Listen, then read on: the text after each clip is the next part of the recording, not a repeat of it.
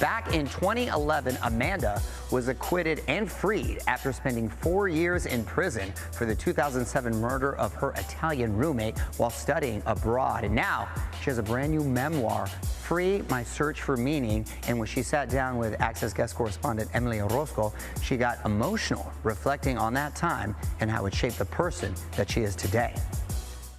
I wish that I could go back to that 20-year-old me and just let her know, like, it's okay, it's not your fault, and like you're gonna be okay, and and you know what, you're gonna be more than okay. You are gonna be so strong, and you're doing everything right, and like you just need to get through day by day. Good evening from Perugia, Italy, where a verdict has been reached in the Amand Knox case, the American student convicted 2 years ago in the murder of her British roommate. How do you look back on that time now? That experience in prison, it does feel like another life to me.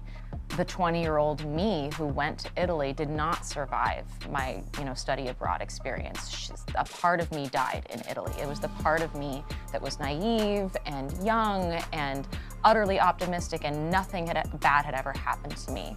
And it was a little death. She has been apparently cleared on all charges except slander. The result is she will be freed. A few years after returning home, Amanda met her now husband, author Christopher Robinson. The two were engaged back in 2018 and married in 2020, and they now have 2 children together. Your life now, it really seems like your kids have brought you so much peace.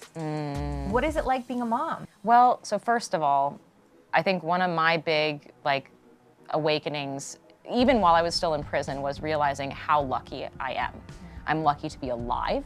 Like, if I hadn't met my boyfriend, Raffaele, 5 days before this crime occurred, I would have been home that night, and I would have been raped and murdered too.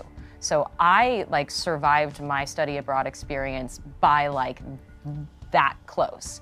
And so to be alive, to be in prison for 4 years instead of 40, these are all ways that I can look at my experience and go, I am so lucky. Being able to have children is something that I am very lucky to do, because many of the women that I know who have been wrongly convicted lost that opportunity because they spent 20 years in prison. And that is a loss that can never be compensated, never.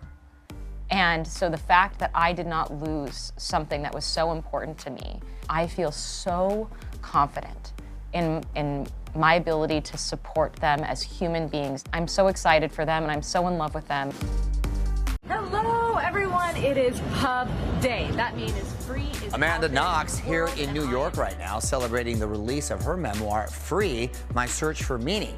And it was back in 2011 that Amanda was acquitted and freed after spending 4 years in prison for the 2007 murder of her roommate in Italy. Her story is also being turned into a new Hulu miniseries produced by Amanda and her friend Monica Lewinsky.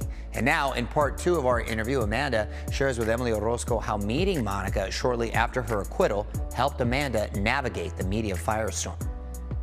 You talk about meeting Monica Lewinsky. You said it was the first time you felt truly seen. I first met Monica when I was just about to give my first ever public talk, which was mortifying for me, because up until that point, I was led to believe by the world and by the media that my perspective didn't matter, my voice didn't matter, I should just shut up and disappear because I was a tabloid slut.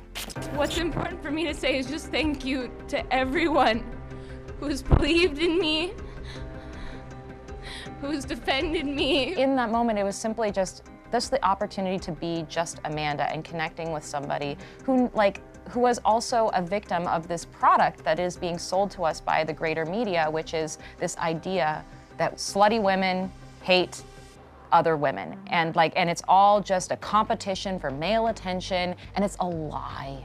It is a lie that lets men off the hook for their own misdeeds and crimes. And I, for the first time, looked at a woman and said, oh my God, there's a way out of this grave that I have been planted in. One thing in the book that I find really shocking, I think readers will find shocking, is that you have built a relationship with your prosecutor through the years. You extended the olive branch. I did. Why did you do that? I was not intending to forgive the person who had done this to me. We both have been through this very, publicized traumatic experience. What do we have in common, and what can we learn from that? And to this day, we disagree on a lot, but we also agree surprisingly on a lot of things. Not only did you go to meet him, but you brought your daughter, which I did, yes. I found very brave and interesting. I didn't really, it wasn't like a strategic move. It just happened. But it was interesting the effect that it had, because what I didn't realize was how much it would mean to him to see me in the role of a mother. And he said this offhand thing to me of, wow, you're an amazing mother, motherhood has really transformed you. And I had to stop him there and be like, no, Giuliano, motherhood has not changed me. This is who I am, and I have been this person the entire time. And he was just like, good. He still has not formally said the words, I am sorry, to you. That is correct. Yeah. Would it be nice? Absolutely. Yeah. Would it be life-changing for me? I think so. Yeah. But what's more life-changing for me is how I've decided to show up. Well, she's definitely had a journey. Amanda's memoir is out now.